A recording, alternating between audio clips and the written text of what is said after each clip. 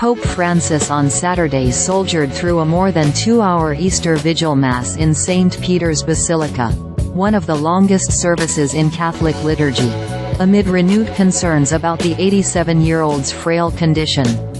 His voice at times sounded raspy and out of breath, but he read out all of his prepared texts, including a more than one-page-long homily, and he smiled and waved at the congregation as he left in a wheelchair. In other occasions, Francis has delegated longer readings to aides.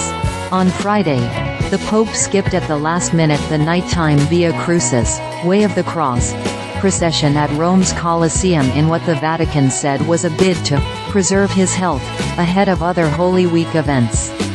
The surprise move came after weeks in which Francis repeatedly limited his public speaking and cancelled engagements while struggling with what has been described as colds, bronchitis and the flu. The Pope is also restricted in his mobility due to a knee ailment, and regularly uses a wheelchair or a cane. Francis looked in better shape on Thursday as he performed a foot-washing ceremony in a women's prison, recalling Jesus' gesture of humility to his apostles at the Last Supper, and at a Good Friday service in St. Peter's. Holy Week consists of several solemn ceremonies leading to Easter on Sunday, the most important festivity in the Christian calendar, celebrating the day in which the faithful believe Jesus rose from the dead.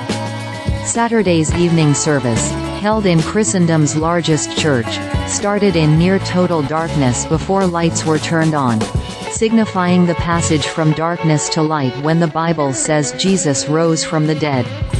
It was attended by about 6,000 people, the Vatican said.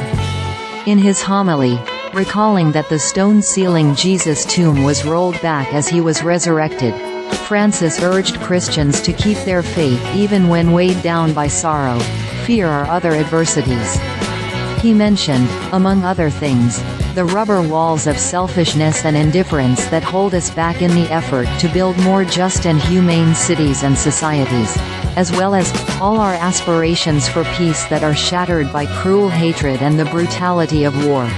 Francis is set to conclude Easter celebrations on Sunday with Mass in St. Peter's Square and his twice-annual Urbi et Orbi to the city and the world. Blessing and message from the central balcony of St. Peter's Basilica.